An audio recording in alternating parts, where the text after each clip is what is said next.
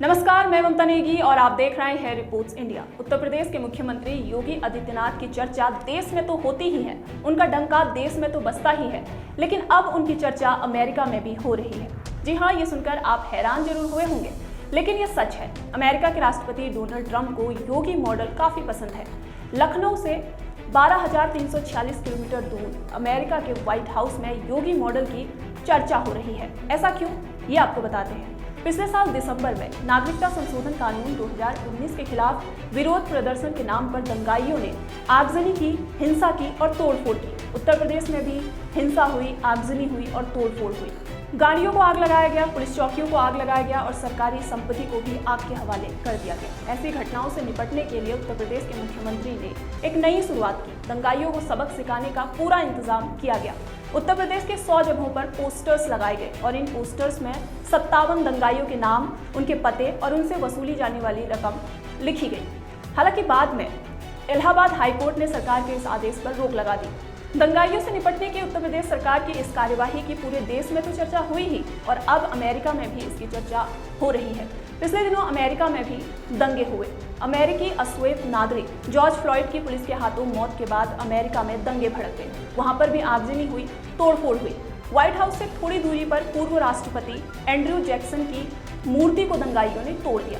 ऐसे 15 आरोपियों के पोस्टर अमेरिका में लगाए गए हैं और इसकी जानकारी खुद अमेरिका के राष्ट्रपति डोनाल्ड ट्रंप ने ट्वीट करके दी है। ऐसा इसलिए हुआ क्योंकि अमेरिका के राष्ट्रपति डोनाल्ड ट्रंप योगी मॉडल से काफी प्रभावित थे। अमेरिका के राष्ट्रपति डोनाल्ड ट्रंप जब फरवरी में भारत यात्रा में आए थे तो उन्होंने आगरा में ताजमहल के दीदार के दौरान उत्तर प्रदेश के मुख्यमंत्री योगी आदित्यनाथ से मुलाकात की थी। देखिए इस पर हमारी ये पूरी रिपोर्ट। दिसंबर 2019 में नागरिकता संशोधन कानून 2019 के खिलाफ प्रदर्शन के दौरान दंगाइयों ने हिंसा, आगजनी और तोड़फोड़ की।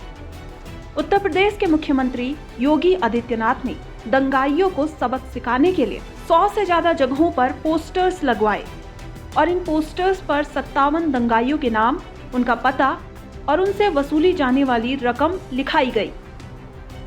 यूपी में CAA हिंसक प्रदर्शन में दंगाइयों को पकड़ने का ब्लूप्रिंट तैयार हुआ। फिर CCTV वीडियो फुटेज से दंगाइयों की पहचान की गई। चौराहे पर दंगाइयों से वसूली के पोस्टर लगे। दंगाइयों को वसूली का नोटिस भेजा गया। दंगाइयों को पकड़ने के लिए पुलिस की रेड हुई। हालांकि बाद में इलाहाबाद हाईकोर्ट ने यूपी सरकार के हिंसा के आरोपियों के पोस्टर लगाने के आदेश पर रोक लगा दी थी। लेकिन योगी सरकार की इस कार्यवाही की पूरे देश में चर्चा हुई, और देश में ही क्यों, अमेरिका तक इस मॉडल की चर्चा हो रही है। लखनऊ से 12,346 किलोमीटर दूर अमेरिका के व्हाइट हाउस में योगी मॉडल की गूंज सुनाई दे रही है। पिछले दिनों अमेरिका में भी दंगे भड़के।